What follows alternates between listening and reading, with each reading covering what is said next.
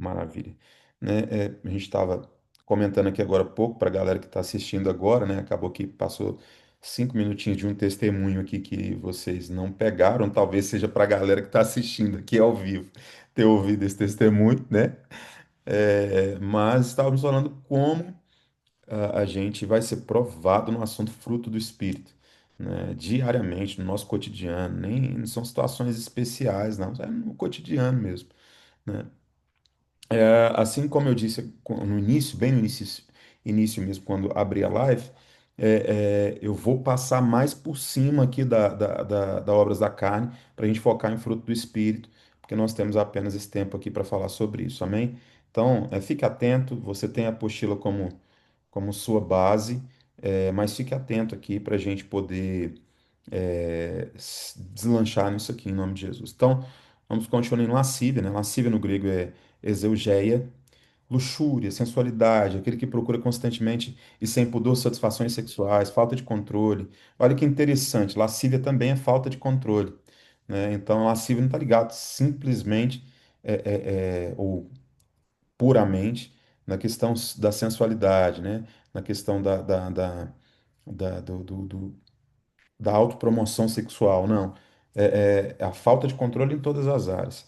É a pessoa ah, É a pessoa seguir as suas próprias paixões e maus desejos a ponto de perder vergonha e a decência. Lascívia envolve a indulgência descontrolada em prazeres sexuais, levando à perda da decência e da vergonha. Obviamente, ela foca nessa parte sexual. Então, assim, todo o exagero, tudo aquilo que passa a linha daquilo que o Senhor nos colocou como desfrute nessa área, né? Segundo os Coríntios capítulo 12, versículo 21, vai dizer: Receio que, ao visitá-los outra vez, o meu Deus me humilhe diante de vocês e eu lamente por causa de muitos que pecaram anteriormente e não se arrependeram da impureza, da imoralidade sexual e da libertinagem que praticaram. Então, assim, isso pode acontecer dentro da igreja, né? Eu me lembro certa vez que eu estava ainda na Batista da Lagoinha, lá em Belo Horizonte. Ah, à época eu ministrava música, bateria com o pastor Vinícius Zulato, que hoje é Lagoinha Orlando, e pastor Felipe Valadão, Rio de Janeiro. E eu me lembro uma vez que nós terminamos de ministrar e o Vini chega para mim com um bilhetinho que uma mulher havia dado para ele. Ele falou assim: Olha, lê isso aqui depois, daqui a pouco, lê isso aqui, entregou para ele e tal. Quando ele abre o bilhete, era um convite que essa mulher estava fazendo para ele. Ele falou: Olha, eu vou estar te esperando em tal motel, no quarto tal, a partir de tal hora, né? Olha a capacidade que a pessoa tem e a coragem que a pessoa tem de chegar num ministro que acabou de ministrar e falar assim, olha, eu estou te esperando lá a tal hora, em tal quarto, em tal momento, né? Isso é lascívia, né? Isso é lascívia. É esse descontrole, né? Focado na parte da satisfação sexual. Vamos seguir, para a gente ganhar tempo. Idolatria. Idolatria no grego é idolatria, amor ou paixão exagerada, cega, excessiva, culto prestado a ídolos, confiança em uma pessoa, instituição ou objeto como se tivesse autoridade igual ou maior, igual ou maior que Deus e a sua palavra.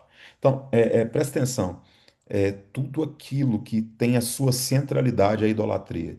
Tudo aquilo que consegue tirar Deus do centro, Jesus do centro e tomar o centro na sua vida é idolatria. E você precisa ter cuidado com isso. Amém? Você precisa ter muito cuidado com isso. Vamos seguir. Idolatria é colocar o coração em qualquer coisa que não seja Deus, transformando o bom em absoluto. Muito forte. Timothy Keller, falou sobre isso. Seguindo, feitiçaria. Feitiçaria no grego, parmaqueia. Manipulação. Tem alguém com o microfone aberto. Dá só uma olhadinha aí, pessoal. Manipulação da vontade alheia, que leva à bruxaria, espiritismo, magia negra, adoração de demônios e uso de drogas e outros materiais na prática da feitiçaria, né? Você vai ver lá em Êxodo 8:18, Apocalipse 9:21. Deixa eu ver aqui. Aline, deixa eu ativar aqui o dela. Mudo. Pronto. Ah, Êxodo 7, de 11, o versículo 11 e 22 vai dizer: Faraó, porém, mandou vir os sábios e encantadores, e eles, os sábios do Egito, fizeram também o mesmo com as suas ciências ocultas. Porém, os magos do Egito fizeram também o mesmo com as suas ciências ocultas. Ele repetiu aqui. De maneira que o coração de Faraó se endureceu e não os ouviu como o Senhor tinha dito. Apocalipse 18, 23 também. Jamais em ti brilhará luz de candeia, nem voz de noivo ou de noiva, jamais em ti se ouvirá, pois os teus mercadores foram os grandes da terra, porque todas as nações foram seduzidas pela tua feitiçaria. Então, assim, no Brasil a gente tem, né, um índice grande, não tão quanto os países africanos, né, os países da Ásia, talvez, mas eu me lembro certa vez por exemplo, cidade de Porto Alegre, eu descobri que Porto Alegre é uma das cidades que mais se tem bruxos no Brasil, bruxos de verdade, né? Atuando no Brasil. Eu lembro que eu fui dar aula no seminário uma vez, passando por uma rua de Porto Alegre, a gente encontrou uma rua cheia de trabalho, né, de feitiçaria, colocados nas esquinas. Foi algo que inclusive me chocou um pouco à época. E experiências assim, tanto é que você consegue ver hoje no Brasil, já há algum tempo, nos postes, né? Propagandas sendo colocadas sobre trabalhos, feitiçarias, etc. E tudo isso, obviamente, usando forças espirituais malignas, né? É, então, isso também é uma obra da carne. Vamos seguir. Todas as obras têm o propósito de exercer influência sobre a vontade alheia, resumidamente a feitiçaria. John MacArthur diz: feitiçaria é a busca de poder espiritual fora dos limites do Espírito Santo, um ato de rebelião contra a autoridade divina, né? Ou seja, tudo aquilo que se quer exercer ou se tem, por definição, exercer influência sobre a vontade de outra pessoa usando meios escusos ao Espírito Santo, né? Meios diferentes do ser guiado pelo Espírito Santo, né? Ser dirigido pelo Espírito Santo. Vamos seguir. Inimizades, no grego, ektira, não sei nem a pronúncia correta dessa palavra. Mas vamos seguir. Falta de amizade, aversão, malquerença, antipatia, ressentimento, amargura, rancor, mágoa. Inimizade são manifestações de hostilidade e aversão, rompendo o mandamento do amor ao próximo. Gente, tem coisas que a gente tem que tomar muito cuidado, né, no contexto de igreja, no contexto de comunidade de fé, porque senão a gente perde a característica da igreja, cara. Nós somos um povo santo, sacerdócio real, propriedade exclusiva de Deus. Nós somos um povo que se diz cheio do Espírito de Deus. Nós somos um povo que carrega a palavra da verdade. Nós somos um povo que se diz representante divino na terra. Então, cara, eu já vi gente e vejo ainda hoje gente brigando entre denominações, né? Pastores usando púlpito para falar mal da denominação do outro, né? Então, assim, como que a gente quer que pessoas. E depois vai ainda ter momentos de discipulado com pessoas e combater uma inimizade, sendo que o próprio pastor muitas vezes está lá no púlpito descendo o sarrafo na denominação alheia. Graças a Deus, né, que o pastor Éder, a aliança é muito séria em relação a isso. Nunca vi, em tempo que eu conheço o pastor Éder, ele fazendo qualquer menção em relação a situações assim. É muito sério, né? Então, isso revela que a gente não está dando fruto a partir da videira verdadeira, né? Eu estou colocando situações extremas aqui de pastores brigando com pastores, mas, mano, toma cuidado, né? Eu já contei para vocês uma experiência, e mais ainda, principalmente agora que eu não estou mais aí, não tem problema nenhum em repetir, né? Que já teve situações de eu chamar a pessoa, né? E quando eu percebi que estava se gerando uma barreira, um imbróglio completamente não espiritual, né? Ou se espiritual como um ataque, de chamar a pessoa. Meu Deus, que susto, Jesus. Pastor Daniel entrou aqui, aleluia. Pastor Daniel, dá um oi aqui pro pessoal lá de Londres, aleluia, Senhor.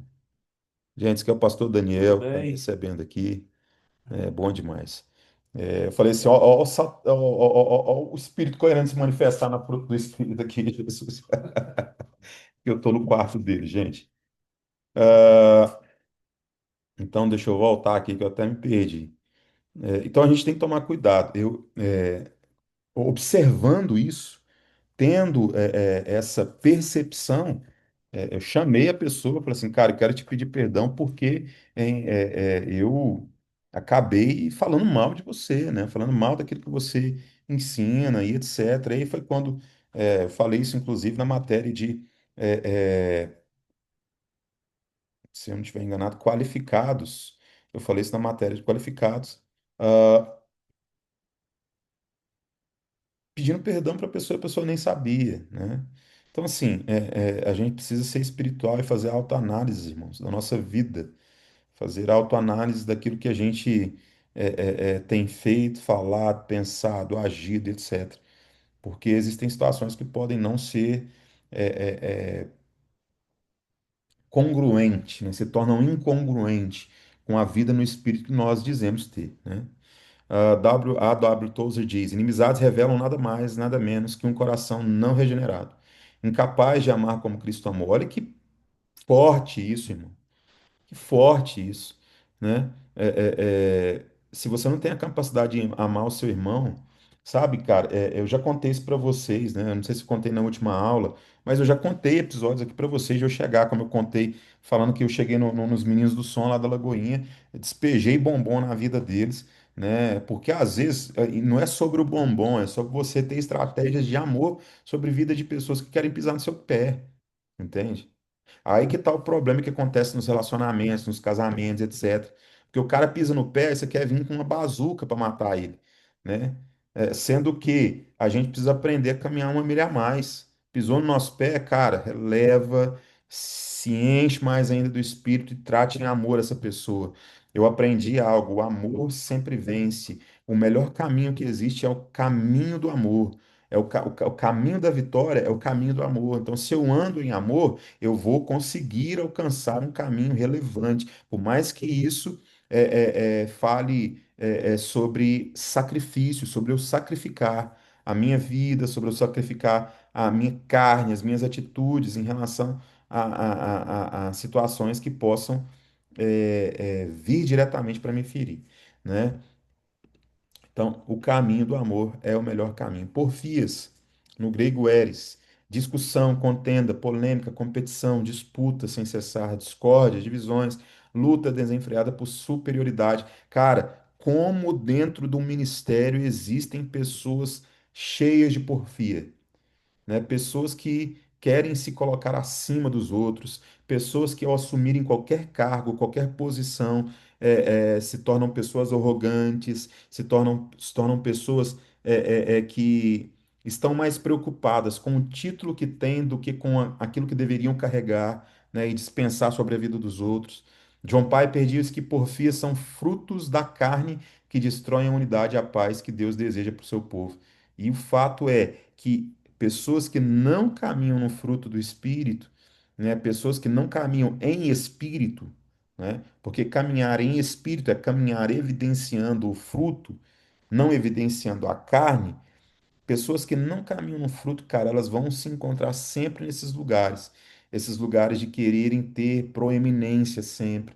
Isso vai gerar uma competição dentro do coração delas. E sempre ela vai se colocar numa posição de querer estar à frente do irmão, estar à frente do departamento, estar à frente do colega de ministério, porque para ela o que importa é a superioridade, porque para ela o que importa é estar em evidência, quando na verdade a Bíblia nos ensina a colocar o outro em evidência, a colocar o outro em lugar de destaque, né? O próprio Jesus já ensinou isso para nós em diversas passagens, em diversos momentos, né? Quando aquele jovem rico chega é, é, é, é, é, e ele fala assim, rapaz, por que me chamas de bom? Bom só existe um, né? Um outro texto vai dizer que ele não teve por usurpação ser igual a Deus, tomando forma de homem, né? Então, assim, irmãos, entenda, o seu lugar de servidão é um lugar de colocar o outro em proeminência. Seguir. Emulações, no grego, zelos, sentimentos que nos incitam a igualar ou superar o outro, concorrência, inveja amarga do sucesso dos outros, né? Muito parecido com a porfia. Emulações refletem o desejo amargo de superar os outros, resultando em ciúmes, em rivalidade, etc. 1 Timóteo 6,10 vai dizer, porque o amor do dinheiro é a raiz de todos os males, e alguns, nessa cobiça, se desviaram da fé e a si mesmo se tornaram, atormentaram com muitas dores. Pois onde há inveja e sentimento faccioso, aí há confusão e toda espécie de coisas ruins. A sabedoria, porém, lá do alto, é primeiramente pura, depois pacífica, indulgente, tratável, plena de misericórdia, de bons frutos, imparcial, sem fingimento, né? Sem fingimento. Sentimentos que nos incitam a igualar ou superar o outro, concorrência, inveja, ciúmes. Então toma cuidado, porque se você está andando em ciúme, muito provavelmente você está caminhando em emulações. Carson diz: emulações surgem de um coração insatisfeito, que busca sua identidade e valor na competição com os outros, quando a nossa identidade deveria estar no fruto. Iras, no grego tumos, ira ou fúria explosiva que irrompe por meio de palavras e ações violentas, irritar, encolerar-se, zangar-se, raiva forte. Irmãos, toda vez que eu penso sobre ira, me vem algo que a gente já encontra muito nos gabinetes da vida quando a gente vai falar sobre essa parte da ira. As pessoas costumam usar muito o argumento de, ah, mas é o meu temperamento. Ah, porque eu sou sanguíneo. Ah, porque eu sou colérico. Ah, porque não sei o que lá, não sei o que lá. Irmão, depois que você se converte, o seu temperamento ele tem que passar por um filtro chamado Espírito Santo de Deus. Mas eu sou muito explosivo. Então, irmãos, reduza a sua explosão ao Espírito. Vá orar em línguas. Tenha tempo com o Espírito Santo. Como eu disse para você, às vezes você vai ser pego, velho.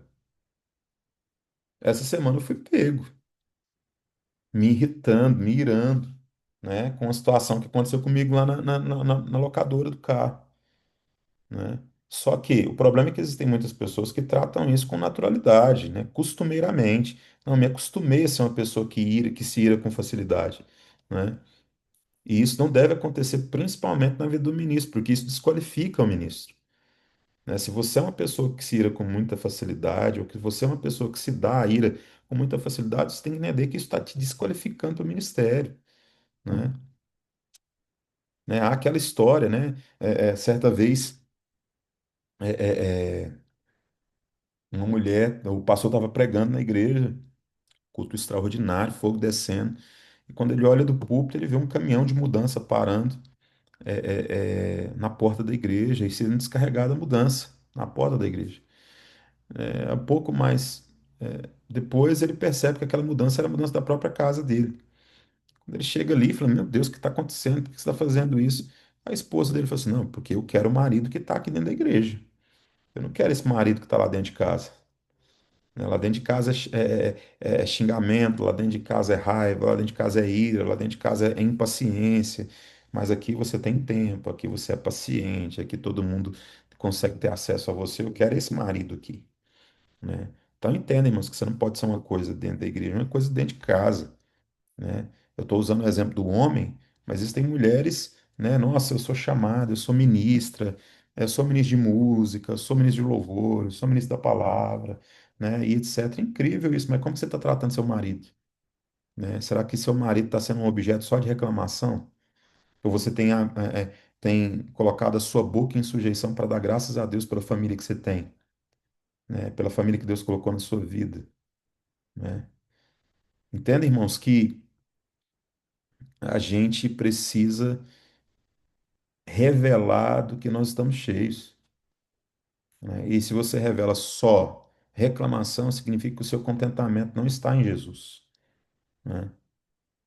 É, a gente precisa entender que o ministério é muito maior que uma pregação, irmão. que eu estou assim, tá dentro, mas está fora? Porque às vezes a gente fica pensando que ministério é púlpito, e ministério não é púlpito. Vai muito além disso, né? É, eu estou tendo a oportunidade de fazer algumas agendas aqui no Brasil durante esses dias e eu já peguei igrejas gigantes. Eu preguei em igrejas gigantes nesses 2 meses e meio que a gente está aqui, mas também preguei em igrejas muito pequenas. Preguei numa igreja pequena em Goiânia. Esse final de semana eu preguei numa igreja, irmãos, que é do tamanho desse quarto. E por que que eu estou dizendo isso para vocês? Porque o coração de vocês tem que estar guardado no lugar certo ministerial, sabe? Para você não se envaidecer com título, para você não se envaidecer com um PR na frente do seu nome. Se você está buscando, ou se você por algum momento buscou um PR na frente do seu nome, eu digo com muita clareza para você que você não está preparado para o ministério. Por quê? Porque o PR na frente do nome vem através de um serviço piedoso dentro da igreja, entende? De você estar se desenvolvendo em um serviço piedoso dentro da comunidade de fé que você está inserido. Então tome cuidado com tudo isso que a gente tem falado aqui. E eu estou focando muito nas obras da carne. Vamos continuar aqui.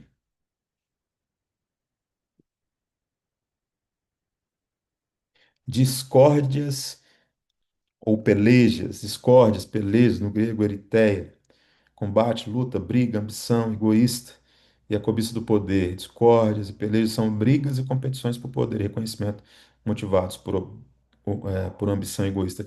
Lembra muito do que a gente já falou nesses dois últimos pontos aqui das obras da carne, né? Tome cuidado, isso encaixa no que eu estava dizendo, tome cuidado para você não estar focado só em título, mas sim no serviço ministerial, né? Na, na- no que mais importa. John Max não. A Billy Graham falava que ministério é 99% bastidor e 1% púlpito. Então, que seu coração esteja nisso, em nome de Jesus. Dissensões, do grego, discotasia, desavença, divergência de opiniões e de interesses. Dissensões corroem a unidade do corpo de Cristo, minando a testemunha da igreja no mundo. Então, assim, esse ponto é importante. Eu vou dar desses dois testemunhos para vocês aqui. Me lembro que certa vez eu cheguei no Pastor Éder sobre um assunto teológico, né? Teológico, e eu virei para o pastor Éder e falei assim, pastor, eu não concordo com isso, né? Teologicamente, nós temos uma divergência doutrinária aqui. No entanto, você é o meu pastor. Eu estou sobre a sua liderança, eu estou sobre o seu pastoreio. E o que o senhor falar para mim é lei, né? A única coisa que eu vou pedir para o senhor é que eu não pregue esse ponto. Eu falei assim, Diego, e o Éder, sábio como é, ele falou assim, cara, o que nos move no mesmo sentido é muito maior do que qualquer divergência teológica que nós tenhamos. Então, assim, é exatamente isso. Eu me lembro de uma frase que eu ouvi de Tony Cook, assistindo uma pregação dele, falei isso também na aula de qualificados, que sobre assuntos eternos é necessário, assuntos que nos levam à eternidade é necessário unidade. Mas aqueles que não nos levam à eternidade, meu amigo, cada um vai ter a visão de uma cadeira dentro de uma casa. A cadeira está no centro. Se você fica de um lado, uma pessoa fica do outro, você vai ter visões diferentes da mesma cadeira e está tudo bem, né? Mas em relação a assuntos que levam as pessoas à eternidade, aí, meu amigo, você precisa ter unidade. Isso é extremamente importante. Obviamente que aqui não está falando só disso, né? Desavença, divergência de opiniões, interesses, mas quando se diz respeito a dentro de igreja, a gente tem que tomar cuidado, porque isso pode minar o testemunho da igreja, minar o testemunho da igreja para as pessoas do mundo, né? Isso importa. Facções, partido de um grupo, divisões, oposição, desordem, facções, são divisões e alianças partidárias que fragmentam a igreja, gerando conflitos internos. A gente tem que tomar cuidado demais com isso, porque existem pessoas que começam com uma reclamação. Só que você vai perceber que todo murmurador, irmãos, ele vai caminhar como murmuradores. Porque um murmurador ele não consegue caminhar com uma pessoa satisfeita, porque essa pessoa satisfeita ela vai completamente contra do que aquele murmurador está falando, né? E aí você percebe que o murmurador ele sempre vai caminhar com murmuradores, e aí eles formam as facções, e de uma facção, de uma oposição, de uma desordem, vem as divisões. Então tome cuidado. Se houve perto de você qualquer tipo de situação onde você perceba isso, cara, se afaste, né? Não se torne faccioso no sentido de preparar, né, ordenadamente um grupo de pessoas para combaterem qualquer que seja a liderança da igreja, a direção da igreja. Quer um conselho para você com muito carinho no meu coração? Se você está discordando de alguma coisa dentro da igreja, vai embora, cara. Vai servir outra igreja, entende? Agora não peca, não, entende? Não vá ferir a igreja, não vá ferir o pastor, não vá ferir os ministérios, não vá ferir os irmãos. Tome cuidado, né? Facções são produtos de corações divididos, que preferem a lealdade aos homens em vez de a Cristo. Então, é importante a gente ser vacinado contra isso em nome de Jesus. Inveja do grego tonos, e tonos, desgosto ou pesar pelo bem ou pela felicidade do outro, desejo violento pelo que as pessoas possuem, que não temos e queremos. Inveja ou ressentimento pelo sucesso ou pela felicidade dos outros, um pecado que mina a gratidão e contentamento. Os Guinness diz: inveja é uma expressão de insatisfação com a provisão de Deus e um desejo desordenado pelo que pertence ao próximo. É aquela coisa de você achar que a grama do outro sempre está mais verde que a sua e acabar não valorizando aquilo que Deus te deu, né? Você está dentro de uma casa, você está protegido do frio, você comeu. Ah, pastor, mas eu comi uma banana, mas você comeu. Ah, pastor, eu comi um miojo, mas você comeu. Eu me lembro que o nosso primeiro ano em Londres, a gente chegou a ter apenas moedas para comprar miojo, mas não faltou, tinha um miojo, né? Então, assim, a gente tem que tomar cuidado com isso, porque a inveja, ela é um fruto, de um descontentamento ou de uma consideração, né? Daquilo que a gente tem, daquilo que Deus nos deu, daquilo que o Senhor colocou na nossa mão. Toma cuidado com isso. A alma da gente, ela tenta nos enganar nisso, nos levar para esse lugar de inveja. E é por isso que é importante a gente se lembrar sempre do que o Senhor fez, do que o Senhor faz na nossa vida, né? Sempre ter em nossa mente aquilo que o Senhor tem feito, né?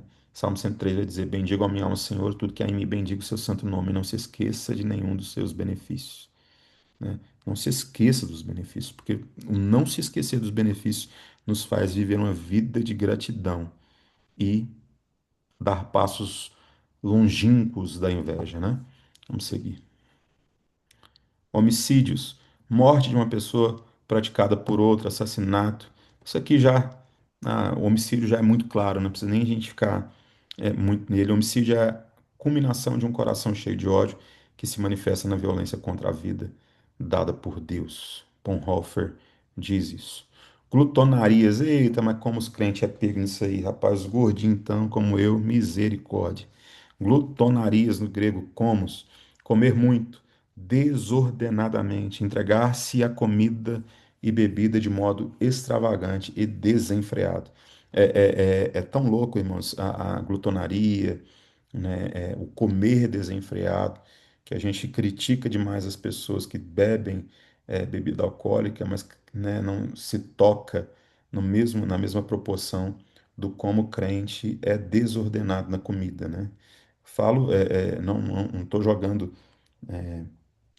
a, a responsabilidade para longe, né, de nós, eu, você e etc. Não, estou colocando nesse balaio aí todo mundo mesmo. Eu me lembro que certa vez eu fazendo terapia, a minha psicóloga, o meu psicólogo, eu não lembro qual dos dois foram, falaram para mim que a glutonaria, né, a, a, a obesidade, etc., ela é um mecanismo interno, subconsciente de autoextermínio. Você sabia disso? que a glutonaria, então, é uma ferramenta que você inconscientemente usa para se matar diariamente. Muito doido isso, né? Porque se você parar para pensar, uma pessoa que come desenfreadamente, e vive uma vida glutona, né? Essa pessoa, ela está matando o próprio corpo, né? E esse pastor, esse psicólogo que me disse, ele é um pastor também, é, é, que era meu psicólogo à época. Então, assim, tome cuidado, porque isso também é uma obra da carne, e isso revela muito sobre a gente. Glutonaria são manifestações de um coração que busca satisfação em excesso, em vez de em Deus. Satisfações em excessos, em vez de buscar isso em Deus. Jonathan Edwards. Em inglês, Jonathan Edwards. Vou botar aqui um. E coisas semelhantes a essas. Tudo é lícito, mas nem tudo convém. Não devemos deixar de dominar por coisa alguma. Então, se é semelhante, se assemelha a coisas como essa que nós já lemos, corre disso, porque isso não é para você, em nome de Jesus. Vamos agora para o fruto do Espírito. Correr, porque tem muita coisa para a gente falar ainda. O fruto do Espírito é uma evidência da presença do Espírito Santo na vida do crente. Então, assim, mais uma vez, deixo claro para você: fruto do Espírito é uma evidência do Espírito Santo na vida do homem e faz com que o homem tenha frutos a partir dessa vida que está dentro dele, né? A gente tem que tomar cuidado porque ela não é simplesmente uma lista de requisitos que você tem que ir lá dar check todas as vezes, mas é um estilo de vida, né? É o estilo de vida do caráter de Deus sendo colocado para fora através das nossas atitudes, através da nossa fala, através daquilo que a gente faz e deixa de fazer. Então, o fruto do Espírito é a forma de o crente andar, é a forma de andar no Espírito, é a forma de você andar como um crente que revela Jesus. Mas um ponto chave que eu preciso falar com vocês, como eu já tinha dado na primeira aula um spoiler sobre isso, que é o fruto do Espírito, ele é amor. Amém? O fruto do Espírito, ele é amor. E do amor se derivam todas as outras coisas. Nesse contexto de amor, nós estamos falando do amor ágape, ele é muito mais do que um sentimento, né? É muito mais do que você simplesmente sentir alguma coisa. É o amor do tipo de Deus que toma uma escolha, que faz uma escolha a partir do outro, não a partir de si mesmo, não para beneficiar a si mesmo, mas para abençoar o outro, para alcançar o outro, e etc. Então, resumidamente, o amor do tipo de Deus, o amor ágape, é um amor incondicional e sacrificial. Amém? Incondicional e sacrificial. Ele se coloca em favor do outro. O amor ágape ele se revela em ações, principalmente, como eu disse, agora em relação ao próximo, em relação ao outro. E ele sempre vai ser sacrificial. Nós temos alguns textos aqui, 1 João capítulo 4, 7 a 8, depois você pode ler ele completo lá, mas vai dizer que Deus é amor. Então, assim, o fruto do Espírito é amor, Deus é amor. Então, o fruto do Espírito é o caráter de Jesus, é o caráter de Deus colocado, impresso, imprimido no nosso espírito, para que a gente possa ter atitudes correspondentes a essa vida que habita em nós, que foi impressa em nós, né? Lucas 6, 27 a 28, depois você pode ler também, quer dizer, amai os vossos inimigos, fazei o bem àqueles que vos odeiam, porque fazer o bem para quem a gente ama é muito fácil, irmãos, e aí é que está o fruto. O fruto faz a gente agir para além da expectativa. Repito, o fruto faz a gente agir para além da expectativa. O fruto faz a gente amar o marido mesmo quando ele deixa a toalha em cima da cama.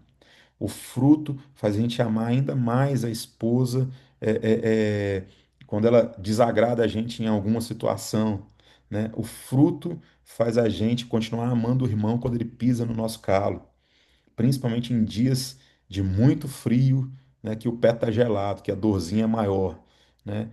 Então, o fruto do Espírito ele vai para além daquilo que naturalmente a gente conseguiria fazer. O amor de Deus é derramado em nossos corações pelo Espírito Santo. Então, esse fruto, esse amor, ele foi derramado no nosso espírito, né, através do Espírito Santo. Vamos seguir.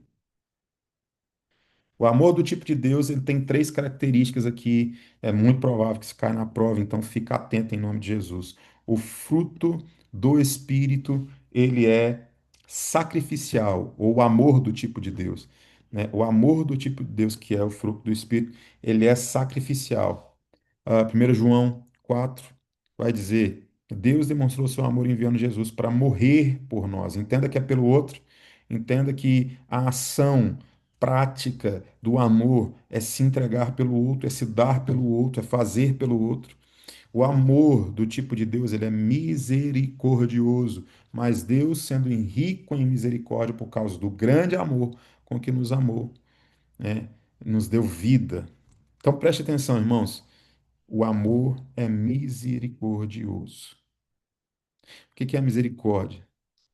É você não imputar sobre a vida da pessoa aquilo que ela merece. Você agiu com misericórdia, né? Você agiu com misericórdia. Então, é você literalmente andar uma milha a mais, mesmo como você poderia andar 2 milhas a menos, né? Então, assim, é por isso que é através do amor do tipo de Deus. Porque o amor do tipo de Deus é misericordioso, é sacrificial. E o amor do tipo de Deus também é incondicional. Por que que ele é incondicional, pastor Diego? Porque ele não depende daquilo que a gente faça ou daquilo que a gente deixa de fazer. Você não existe nada que você possa fazer mais para Deus te amar mais e nada que você possa fazer menos para Ele te amar menos. Ele te ama e ponto, né? É incondicional. Não tem, ele não coloca em condições ali, um checklist de condições para que Ele possa te amar. E é por isso, mais uma vez, que eu digo, o fruto do Espírito é o amor. E esse amor do tipo de Deus, ele tem esses três pilares que fazem com que a gente ande de um modo sobreexcelente. Seguir. Como eu disse para você, é um fruto com vários gamos, com vários gomos, com várias ramificações, né? E o fruto é o amor, né? Amor no grego, nós acabamos de falar, é ágape, é a primeira e mais importante virtude do fruto do Espírito. Esse amor não é baseado em sentimentos, acabei de falar isso também, mas em uma escolha consciente de buscar o bem-estar do outro, mesmo sem retorno. O amor ágape é incondicional e sacrificial e reflete o amor de Deus por nós. O John Stott diz: o amor ágape é uma escolha constante de servir o próximo, independente de ser correspondido. Depois você pode ler aí 1 Coríntios capítulo 13, 4 a 7, João 15, 13 e 1 João 4, 7 e 8. Ah, ah, Entenda, irmãos, é pelo amor, é pelo fruto que as características que você carrega de temperamento, elas precisam ser subjugadas. É pelo fruto que é o amor, que momentos onde a sua carne quer gritar para que você tenha reações a partir dela e não a partir do espírito, que você precisa se submeter a esse amor. Então, assim, o amor, ele caminha num caminho sobremodo excelente, acima das características naturais, humanas, carnais que nós temos. Então, assim, nós somos chamados diariamente a caminhar num caminho de amor. É incongruente você falar sobre um cristão que não seja uma pessoa que anda em amor, colocando o outro em posição de destaque. Ele é incondicional e sacrificial. Se lembre disso em nome de Jesus. Glória a Deus. Vamos seguir. Alegria. O segundo gomo do fruto do Espírito, alegria. No contexto do fruto do Espírito, vai além das circunstâncias externas, ou seja, não é uma alegria que é baseada no que você tem. Não é uma alegria baseada em algo que possa ter acontecido. É uma alegria que advém, que é suprida pelo Espírito, que é inspirada pelo Espírito.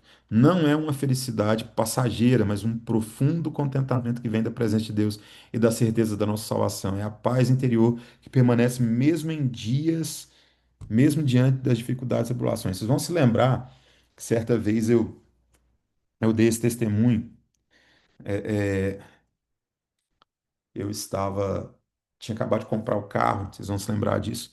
Tinha comprado um carro, morava em Curitiba, estava sem placa, tinha um painelzinho, eu muito empolgado com esse carro, né? No primeiro dia que eu peguei o carro, voltando da igreja, paro no sinaleiro, o telefone toca, eu vou olhar para a telinha empolgado, e acelerei o carro, bati na traseira de outro carro. Minha alma nessa hora desmaiou na hora, foi algo assim, ainda com muita paz no coração, falei com o rapaz que tinha batido, não, ó, você pode pegar meu número, vai dar tudo certo. Para mim, minha alma estava gritando na hora, triste, desesperado, preocupado com dinheiro e etc.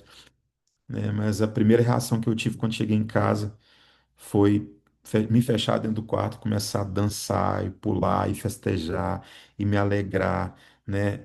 Mas, Diego, não tinha nada, você tinha acabado de bater o carro, tinha uma dívida agora que você ia ter que pagar além da prestação do carro, né? E você estava pulando, eu estava pulando porque a minha alegria não adivinha das circunstâncias que estavam aparecendo, né? Era uma convicção de que Deus não tinha se movido do trono, de que Deus não tinha se movido por causa do problema que tinha aparecido. E eu vou dizer uma coisa para você, irmãos, isso não é fácil, viu? Tem que ser uma expressão espiritual mesmo. Eu digo que você se alegrar, irmãos, no Espírito Santo é uma atitude espiritual. A alegria é uma atitude espiritual, sabia disso? A alegria é uma atitude espiritual. Porque às vezes você não vai querer se alegrar, às vezes as circunstâncias vão mostrar completamente outras coisas. E esses dias atrás eu passei por isso de novo, né? Quando surgiu lá o diagnóstico de uma possibilidade, né, de eu ter um câncer, né? Como eu falei para vocês na primeira aula. Rapaz, isso tirou completamente a minha alegria por alguns instantes, né? Mas numa mesa, por isso que eu digo para vocês, tenham mesa, cara. Tenham mesa com as pessoas certas. No momento de mesa, você pode ser inspirado. No momento de mesa, o Senhor pode falar ao seu coração. E foi bem isso. Eu cumprindo a agenda, mas no momento de mesa ali, o Senhor me injetou uma alegria, me injetou um ânimo, a ponto de nós, poucos minutos depois, pegar o microfone para ministrar já com outra perspectiva do que o Senhor iria fazer e principalmente o que o Senhor estava fazendo em mim. O culto terminou com todo mundo pulando, dançando, se alegrando, convertendo. Foi uma coisa extraordinária. Por quê? Porque eu tirei o foco da carne, da alma, do desespero, do relatório, do diagnóstico, e etc., e coloquei no Senhor. Cara, às vezes a gente tem a memória muito seletiva, a gente se esquece de algumas coisas. Pô, a gente tinha acabado de passar por um tratamento de câncer. Minha esposa sendo muito bem sucedida nisso, mas eu não olhei para tudo que o Senhor havia feito. E principalmente, é, é, é, eu estava já me derrubando, debruçando em cima de um diagnóstico que nem tinha aparecido certamente ainda, né, de forma certeira ainda. E a gente tem essa tendência, principalmente quem é muito emocional. Então, tome cuidado com isso, né? O Wayne Grudem diz que a alegria do cristão é a expressão da sua confiança inabalável em Deus, independente das circunstâncias. Foi exatamente isso que aconteceu comigo e como eu agi, né, nesse testemunho. Vamos seguindo.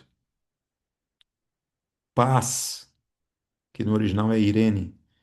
A paz do espírito é mais do que a ausência de conflito. Trata-se de uma paz interior profunda que resulta de estar em harmonia com Deus. Ou seja, a paz do espírito é mais do que a ausência de conflito. O conflito pode estar ali, mas mesmo no conflito há uma paz tão grande que revela que não é o conflito que está te movendo, é aquilo que você carrega que está te movendo. Todas as vezes que eu penso nessa paz, eu me lembro dos discípulos naquele barco. Jesus estava numa paz assim, incrível, com tudo caindo aos pedaços, barco balançando, tempestade, trovão, água. Eu não sei como é que Jesus conseguia dormir. Aliás, sei sim, era uma paz extraordinária, que não iria acontecer nada, principalmente porque ele estava ali, porque a palavra viva estava naquele barco, porque o Filho de Deus estava naquele barco. E você precisa entender que o Filho de Deus hoje não está num barco físico, mas está num barco chamado a Aline, está num barco chamado Eduardo, está num barco chamado Geisla, está num barco que é a vida, o seu espírito humano. é preenchido com essa vida de Deus. Então, assim, Jesus dormia no barco, as pessoas desesperadas, porque não compreendiam que a paz que excede todo o entendimento guardaria eles, como Paulo diz. Enquanto os discípulos estavam caminhando pelos relatórios que eles estavam vendo, Jesus acorda e não dá moral para os relatórios. Ele não considera os relatórios. Ele considera o que ele carregava, tanto é que ele dá uma ordem para os relatórios. Enquanto os discípulos falavam dos relatórios, Jesus falava da solução, né? Então, assim, paz é um fruto do Espírito, e essa paz, ela só é paz porque é firmada no autor e consumador da nossa fé, que é Jesus. É um estado de tranquilidade e serenidade que não depende das circunstâncias eternas. A paz do Espírito também reflete a reconciliação com Deus e com o próximo. Timothy Keller diz: a paz do Espírito é a confiança inabalável de que Deus está no controle de todas as situações e Deus está no controle de todas as situações.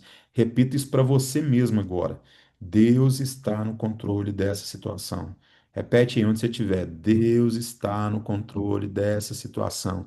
Deus não foi pego de surpresa.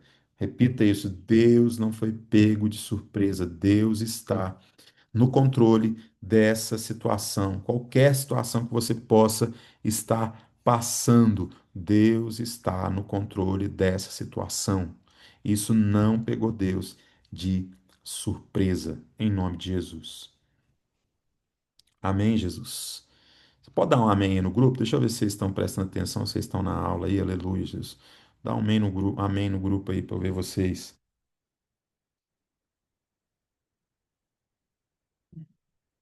No grupo não, né? No bate-papo. Glória a Deus. Amém, amém. Longanimidade. Essa aqui, meu amigo, pega os crentes. Longanimidade. A longanimidade é a capacidade de sofrer com paciência, sem perder a esperança. É a virtude de suportar injustiças, dificuldades e perseguições. Exemplo, irmão. Exemplo do que não fazer, né? A minha reação, por exemplo, quando eu fui devolver esse carro foi zero longânima. Por isso que eu disse para você, é nota dó para mim, né? Tive uma reação completamente vergonhosa, né? E graças a Deus que a gente fui rápido em entender que eu tinha errado.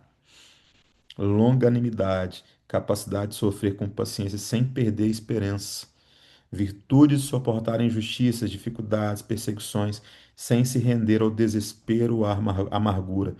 Ela está intimamente ligada à perseverança e à paciência nas adversidades, sem reagir com impaciência ou raiva. A gente tem a tendência natural, humana, carnal, de levar um tapa e dar dois. É, na verdade. De, se alguém pisar no nosso calo, a gente reagir à altura. É, na verdade. Então, assim, a longanimidade me ensina que o sofrer, ele é passageiro. Eu só preciso aprender a passar por ele, entendendo que Deus continua sendo Deus. John Piper diz que a longanimidade é a capacidade de suportar as tribulações com um espírito calmo, confiando na soberania de Deus. Você compreende que tudo está ligado com o caráter divino de Deus sendo expresso na terra? Porque se eu sou longânimo, eu falo para mim mesmo, para situações que naturalmente as coisas podem até ter perdido o rumo por um breve momento, mas não perdeu o rumo para Deus.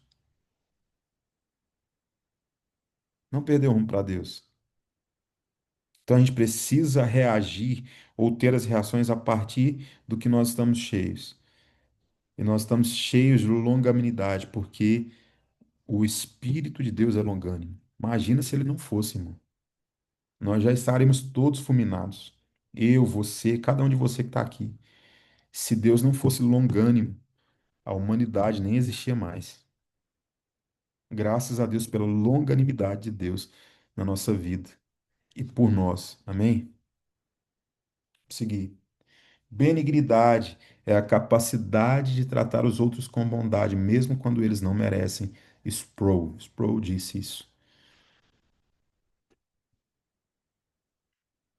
A gente precisa treinar a nossa carne, sabia disso? E a gente treina a nossa carne, irmãos, quando a gente se coloca numa posição inferior. Como assim, Pastor Diego? Eu me lembro que, eu acho que eu já contei isso para vocês. Se não contei, vou contar agora. Se já contei, vocês vão ouvir de novo. Eu me lembro que quando eu estava fazendo seminário lá em Belo Horizonte, eu tinha ouvido do meu pastor à época falando assim: Diego, vai, mas seja diferente de todos eles. Façam o que eles não façam. Faça o que eles não fazem. E eu me lembro que naquela oportunidade, a aula começava 8 horas da manhã e 6 horas da manhã chegava uma senhorinha, bem senhorinha mesmo, para limpar os banheiros, para passar pano, em todo o auditório. E o senhor me deu uma direção uma vez. Chega no mesmo horário que aquela senhora e vai limpar os banheiros sem ninguém saber. Eu me lembro que eu cheguei uma vez no seminário lá, a gente tinha que usar terno e gravata. Cheguei lá todo de terno e gravata. E ela tinha acabado de chegar na porta, eu fiquei esperando ela abrir a porta. Ela entrou, na hora que ela entrou, eu peguei o balde, fui para dentro do banheiro. Ela pegou o balde do outro lado, começou a empurra, empurra. Você não pode fazer isso. Eu falei, eu posso sim. E acabou que ela deixou eu lavando os banheiros, mas eu lavei os banheiros. Eu sei que eu fiquei uma semana lavando os banheiros, todos os dias, 6 horas da manhã. Por que que eu estou falando isso para você? Porque isso trata a minha carne, isso tratou a minha carne. Não foi algo que foi colocado no holofote, não foi algo que foi divulgado, né? Mas eu sabia que em algum momento do meu ministério o Senhor ia permitir que eu falasse isso. Então, assim, é, é importante a gente treinar a nossa carne para momentos como esse, porque quando a gente se coloca em situações como essa, a gente vai tratar com mais benignidade, né? Pessoas que às vezes não merecem. Como assim, Pastor Diego? Você não vai se achar, cara. Você não vai se achar melhor porque você tem um título, você não vai se achar melhor porque você é pastor, porque você é missionário, porque você é pregador, porque você ministra música, entende? E se você não vai se achar, você vai ter a capacidade muitas vezes de subjugar a sua carne para tratar as pessoas, muitas vezes que te tratam com grosseria, te tratam com desmerecimento, são inspiradas muitas vezes por Satanás para lidar com você, mas de uma forma completamente diferente, às vezes lavando o banheiro delas. Às vezes se colocando na posição de falar assim, rapaz, ninguém vai me ver, mas eu tô lá limpando o banheiro, né? A benignidade é a disposição de ser amável, bondoso, generoso com os outros, sem esperar nada em troca. Refere-se a um espírito doce e gracioso que busca fazer o bem ao próximo, refletindo o caráter de Cristo que foi misericordioso e generoso com todos. Presta atenção. Às vezes, essa benignidade, né, te leva até ações, como eu disse aqui, tratar os outros com bondade, né, ou aqui embaixo, ser bondoso e generoso com os outros sem esperar nada em troca. Porque às vezes a gente fica fazendo as coisas esperando que os outros falem, postem no Instagram e etc, né? Mas é fazer sem esperar a troca, né? É ser, por exemplo, aquela mulher que eu acho que eu já contei para vocês, que estava me esperando com papel higiênico, desodorante e sabonete lá na porta da Lagoinha. Mal sabia ela que eu tinha orado, porque tinha acabado tudo.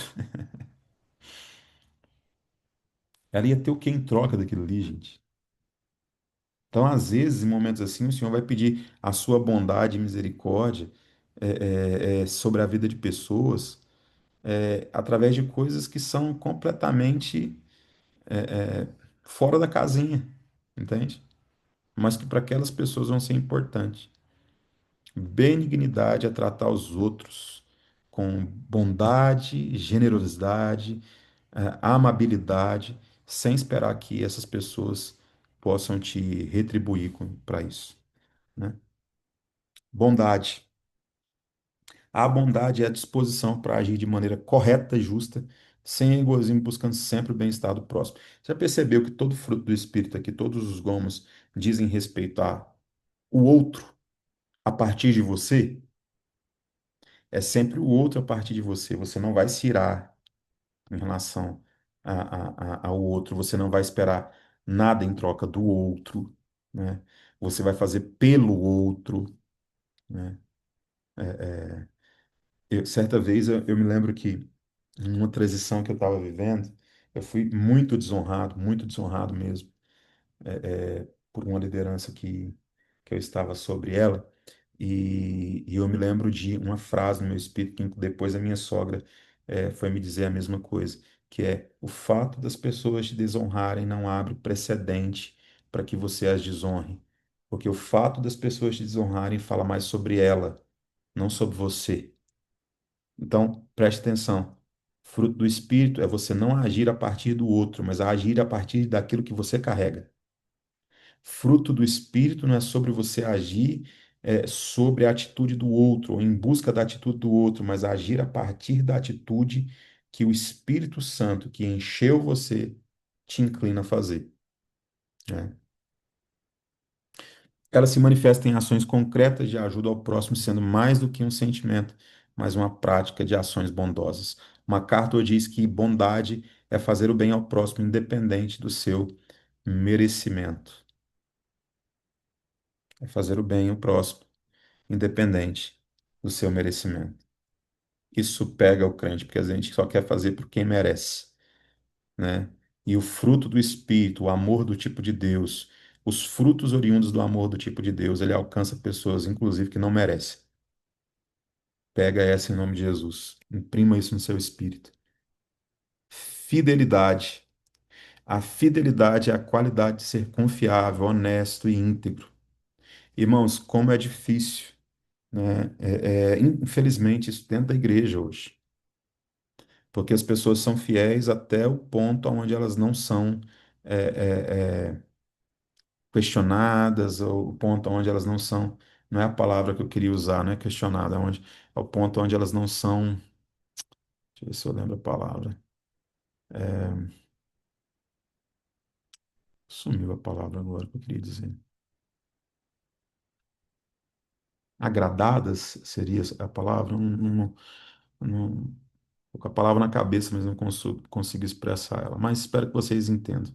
As pessoas muitas vezes são leais, são fiéis, até o ponto onde elas estão sendo confortáveis, ou até onde elas estão confortáveis, mas a partir do momento que elas se tornam desgostosas de qualquer coisa, que algo não saia de acordo com aquilo que ela deseja, aquela lealdade, aquela fidelidade, ela já fica abalada, né? Então, assim, principalmente se tratando de ministério, irmãos, entenda que muitas vezes você vai ser provado nisso. A sua lealdade, a sua honestidade em relação à sua liderança, por exemplo, a sua perseverança nisso, ela vai ser colocada em xeque, principalmente nos momentos aonde você é colocado nesse lugar de insatisfação, no sentido de não estão fazendo o que eu quero. Mas o fato de não estarem fazendo o que você quer não te dá precedentes para você agir com infidelidade, não é? Imagine se a nossa fidelidade tivesse ligada apenas ao nosso bem-estar, né? A nossa vontade, né? Nós não conseguiríamos ser pessoas leais e fidedignas, fidelizadas, fiéis, né? Se agíssemos apenas assim. Fidelidade é a disposição de ser leal e honesto, refletindo a fidelidade de Deus para conosco. Então, também é uma característica do fruto do Espírito. E aqui, mansidão.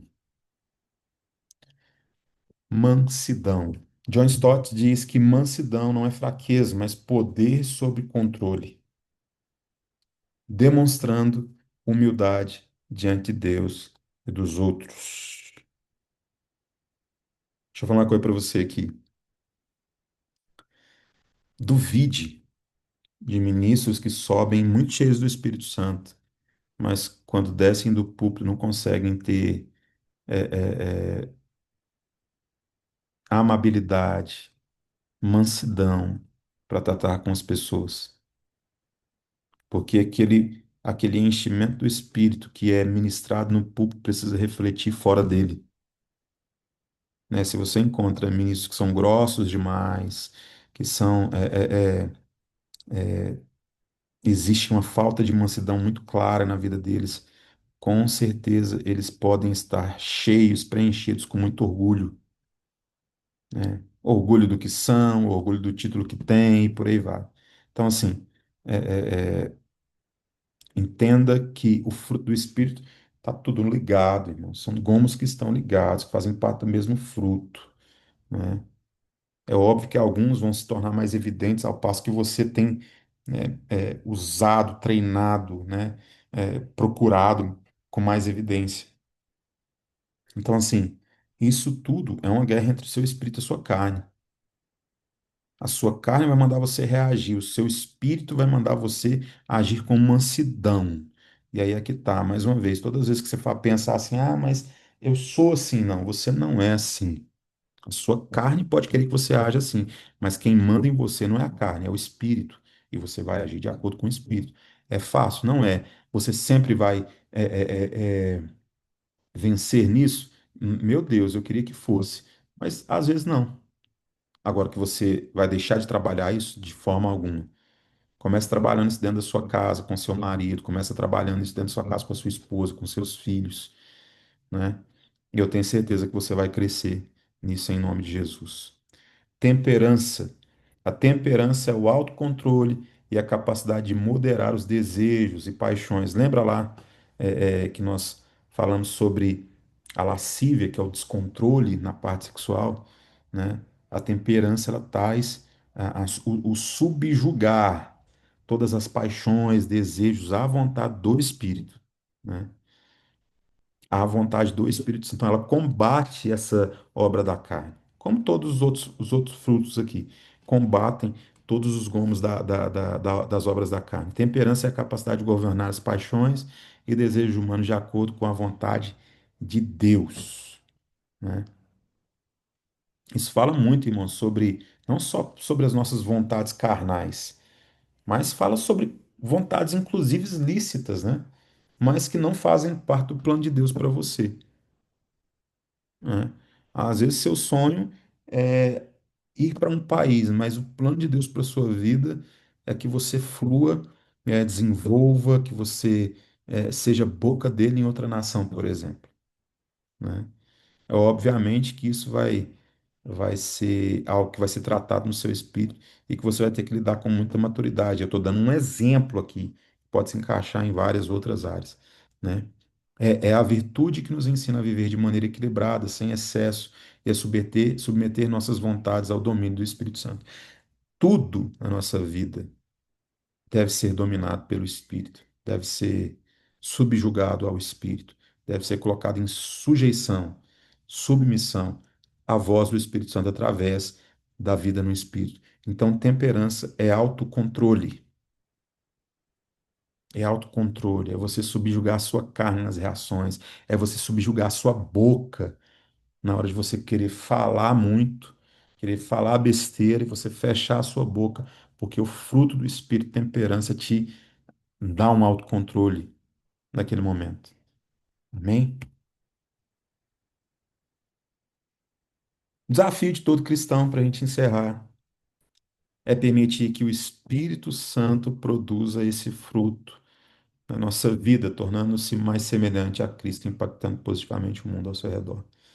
À medida que caminhamos em obediência e confiança no Espírito, essas virtudes se tornam mais evidentes e presentes em nossa vida. Como eu acabei de falar, quanto mais você trabalha isso em você, mais isso vai se tornando parte da sua vida, mais isso vai se tornando algo cultural no seu espírito, né? Você não precisa fazer força, né?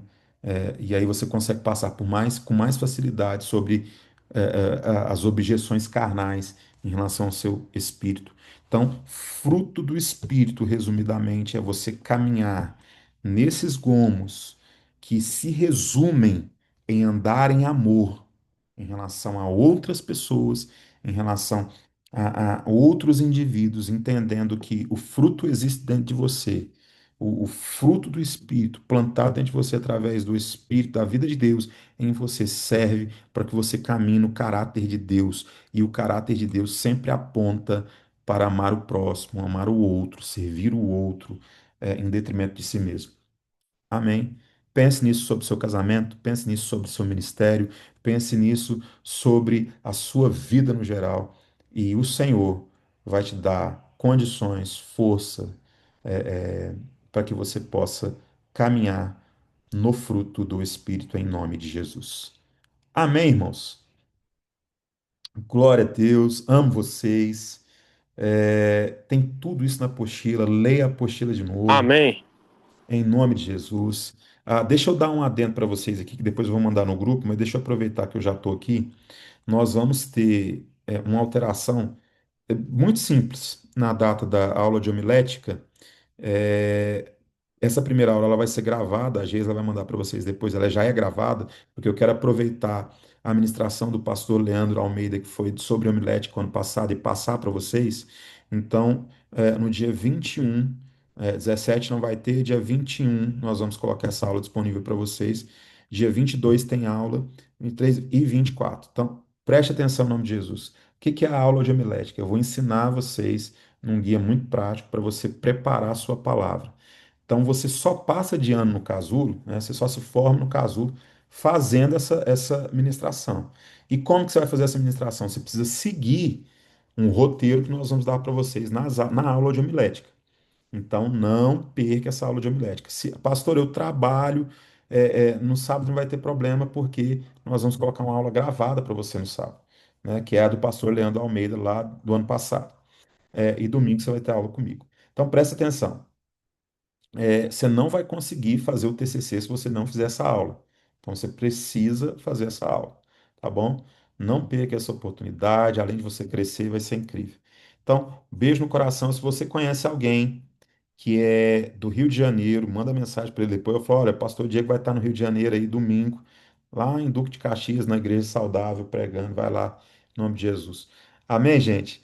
Beijo no coração. Deixa eu ver aqui que alguém mandou aqui. Socorro que eu cheguei no amém. É verdade, Júlia. Aleluia. Então, amo vocês, beijo no coração, né? Muito feliz de estar aqui de novo. Eu sei que apenas com a turma desse ano, mas é muito incrível ver vocês aqui, feliz, né, de ver vocês aqui, né? Vocês são preciosos, sabe que eu carrego vocês no coração em nome de Jesus. E logo, logo nós vamos estar na Europa de novo. Vocês vão poder visitar a gente lá em Malta, dia 5 de agosto. Estamos partindo, né? Eu provavelmente vou pregar, né? A pastora Simone está fechando a agenda para mim lá na Espanha e em Portugal. Então, se vocês quiserem também, já cai para lá na Espanha, lá em Portugal, na semana de 5 de agosto, nós vamos estar por lá. E vai ser então. Tá bom? Julinha, Deus te abençoe, viu? Eduardo, Valéria, o Junão, bênção demais da conta. Nayara, Aline, Deus abençoe vocês, amo vocês e até a próxima em nome de Jesus. Beijo.